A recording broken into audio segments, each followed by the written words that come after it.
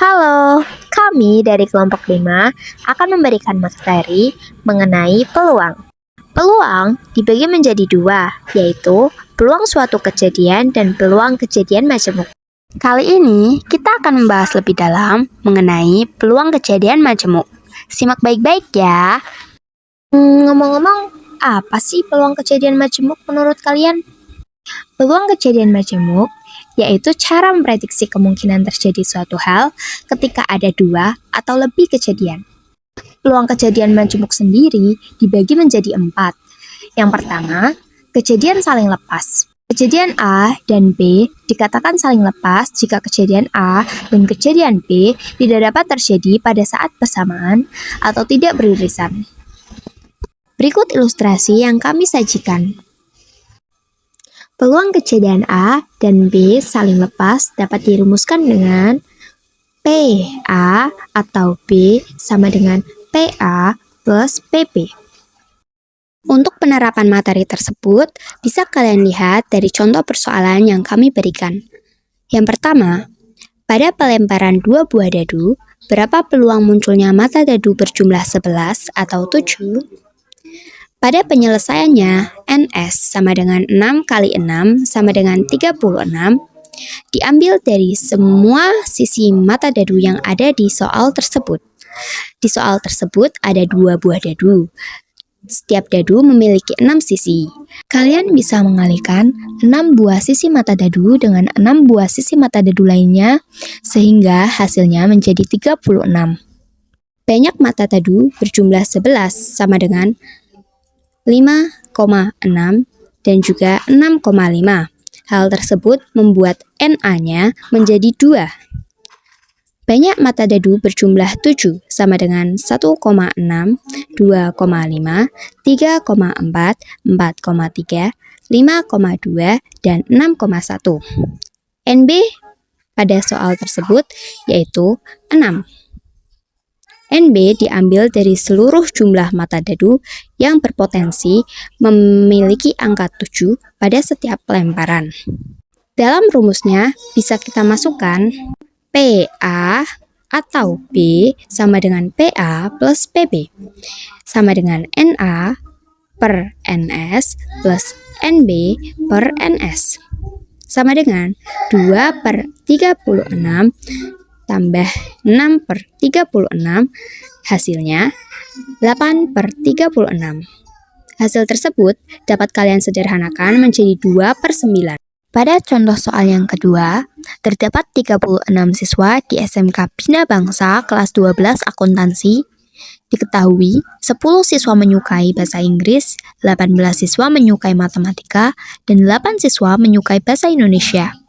Jika ada seorang siswa dipilih secara acak, peluang siswa yang menyukai bahasa Inggris atau bahasa Indonesia adalah pada penyelesaiannya NS sama dengan 36. Banyak siswa yang menyukai bahasa Inggris sama dengan 10, jadi PA-nya 10 per 36. Banyak siswa yang menyukai bahasa Indonesia 8, jadi PB sama dengan 8 per 36. Pada rumusnya, PA atau B sama dengan PA plus PB sama dengan 10 per 36 ditambah 8 per 36, hasilnya adalah 18 per 36. Hasil tersebut masih bisa kita sederhanakan menjadi 1 per 2. Selanjutnya yaitu poin B, kejadian tidak saling lepas. Kejadian A dan kejadian B dikatakan tidak saling lepas jika kejadian A dan kejadian B dapat terjadi pada saat bersamaan atau beririsan. Berikut adalah ilustrasinya.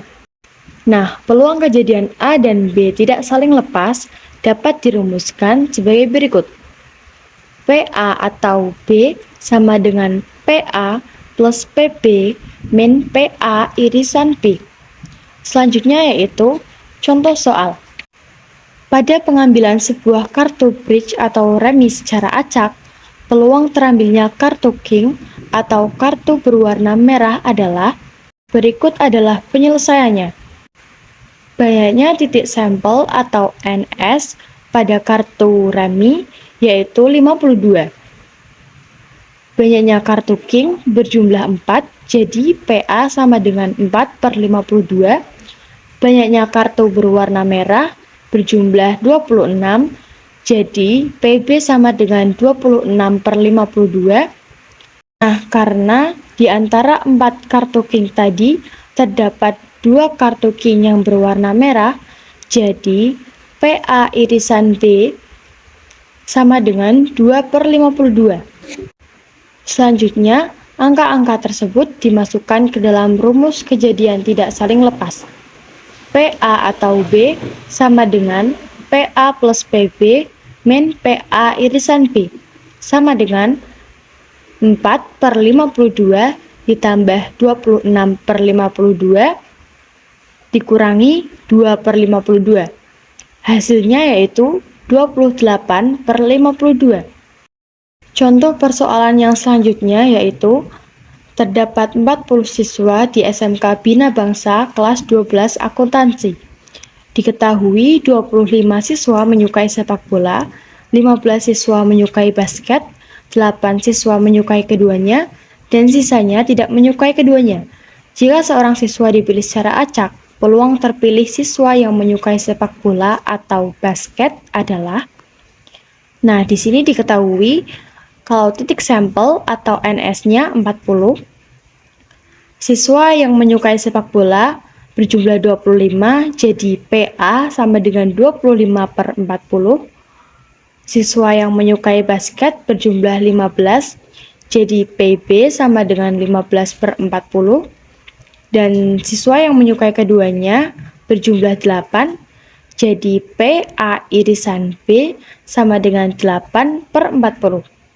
Selanjutnya, angka-angka tadi dimasukkan ke dalam rumus kejadian tidak saling lepas, yaitu PA atau B sama dengan PA plus PB dikurangi PA irisan B sama dengan 25/40 ditambah 15/40 dikurangi 8/40. Hasilnya yaitu 32/40. Lanjut ke poin C, yaitu kejadian saling bebas. Kejadian A dan B dikatakan saling bebas jika kejadian A tidak berpengaruh pada kejadian B, dan sebaliknya.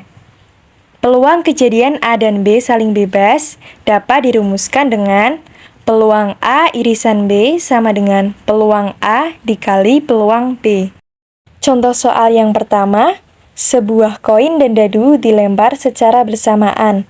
Peluang munculnya gambar pada koin dan mata dadu ganjil pada dadu adalah berikut cara penyelesaiannya. NS atau banyaknya titik sampel sebuah koin berjumlah 2, yaitu 1 angka dan 1 gambar. Jadi munculnya gambar pada koin sama dengan 1. Maka peluang A sama dengan 1/2. Kemudian NS atau banyaknya titik sampel sebuah dadu berjumlah 6, yaitu 1, 2, 3, 4, 5, 6. Jadi munculnya mata dadu ganjil pada dadu sama dengan 3, yaitu 1, 3, 5. Maka peluang B sama dengan 3/6 disederhanakan menjadi 1/2. Sehingga peluang A irisan B sama dengan peluang A dikali peluang B sama dengan 1/2 dikali 1/2 sama dengan 1/4. Jadi, peluang munculnya gambar pada koin dan mata dadu ganjil pada dadu adalah 1/4. Kita lanjutkan ke contoh soal yang kedua. Ibu Susanti sedang berbelanja di pasar. Ia pulang dengan membawa 2 kantong berisi buah. Dalam sebuah kantong berwarna hitam berisi 8 buah mangga. 2 di antaranya busuk. Sedangkan dalam kantong berwarna merah berisi 10 buah apel. 5 di antaranya busuk. Peluang terambilnya buah mangga yang tidak busuk dari kantong hitam dan buah apel yang tidak busuk dari kantong merah adalah berikut penyelesaiannya. NS atau banyaknya titik sampel kantong hitam berjumlah 8 yang terdiri dari 6 mangga tidak busuk dan 2 mangga busuk. Jadi, mangga yang tidak busuk dari kantong hitam sama dengan 6. Maka peluang A sama dengan 6/8 disederhanakan menjadi 3/4. Kemudian NS atau banyaknya titik sampel kantong merah berjumlah 10 yang terdiri dari 5 apel tidak busuk dan 5 apel busuk. Jadi apel yang tidak busuk dari kantong merah sama dengan 5, maka peluang B sama dengan 5/10 disederhanakan menjadi 1/2. Sehingga peluang A irisan B sama dengan peluang A dikali peluang B sama dengan 3/4 dikali 1/2 sama dengan 3/8. Jadi, peluang terambilnya buah mangga yang tidak busuk dari kantong hitam dan buah apel yang tidak busuk dari kantong merah adalah 3/8. Yang terakhir, poin D. Kejadian tidak saling bebas atau bersyarat. Kejadian A dan kejadian B dikatakan tidak saling bebas atau bersyarat jika munculnya kejadian A mempengaruhi peluang terjadinya kejadian B dan sebaliknya. Dapat dirumuskan, peluang B dengan syarat A sama dengan peluang A irisan B dibagi peluang A dengan syarat peluang A tidak boleh sama dengan 0. Dan untuk mencari peluang A irisan B, rumusnya yaitu peluang A irisan B sama dengan peluang A dikali peluang B dengan syarat A. Lanjut ke contoh soal yang pertama. Pada pelemparan sebuah dadu, tentukan peluang munculnya mata dadu ganjil dengan syarat munculnya kejadian mata dadu prima terlebih dahulu. Berikut penyelesaiannya. NS atau banyaknya titik sampel dari sebuah dadu berjumlah 6, yaitu 1, 2, 3, 4, 5, 6. Maka munculnya mata dadu prima sama dengan 3, yaitu 2, 3, 5. Nah, jadi peluang A sama dengan 3/6 disederhanakan menjadi 1/2. Kemudian, munculnya mata dadu ganjil sama dengan 3, yaitu 1, 3, 5. Sehingga NA irisan B sama dengan 3 dan 5. Jadi, peluang A irisan B sama dengan 2/6 disederhanakan menjadi 1/3. Selanjutnya, kita masukkan ke rumus kejadian tidak saling bebas atau bersyarat. Peluang B dengan syarat A sama dengan peluang A irisan B dibagi peluang A sama dengan 1/3 dibagi 1/2 sama dengan 1/3 dikali 2/1, hasilnya 2/3. Selanjutnya, contoh soal yang kedua. Doni memiliki sebuah kotak. Di dalamnya terdapat 6 bola merah dan 4 bola putih. Jika sebuah bola diambil dalam kotak itu berturut-turut sebanyak 2 kali tanpa pengembalian, tentukan peluang terambilnya bola pertama warna merah dan bola kedua putih. Berikut penyelesaiannya. Kejadian A, bola pertama merah.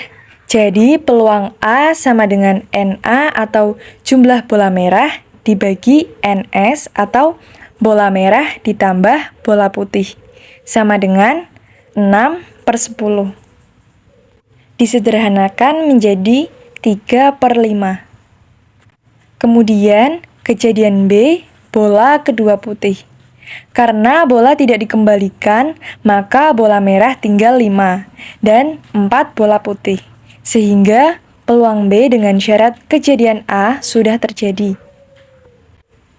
Nah, maka peluang B dengan syarat A sama dengan 4/9. 4 itu jumlah bola putih, sedangkan 9 itu jumlah bola merah ditambah jumlah bola putih. Sehingga, untuk mencari peluang terambilnya bola pertama merah dan bola kedua putih dengan cara peluang A irisan B sama dengan peluang A dikali peluang B dengan syarat A sama dengan 3/5 dikali 4/9 sama dengan 12/45, hasilnya 4/15. Nah, gimana nih? Apakah kalian sudah paham dengan materi barusan? Untuk mengukur pemahaman kalian, kami akan memberikan beberapa latihan soal yang dapat kalian kerjakan. Oh ya, kami juga menyisipkan kunci jawaban loh. Nanti setelah kalian sudah selesai mengerjakan, bisa kalian cocokkan jawaban kalian dengan kunci tersebut. Karena sudah di penghujung video, kami akhiri dulu video ini sampai di sini. Terima kasih untuk teman-teman yang sudah menonton video ini sampai habis. Semoga ilmu yang kita dapatkan dapat bermanfaat bagi diri kita dan orang lain. See you next time!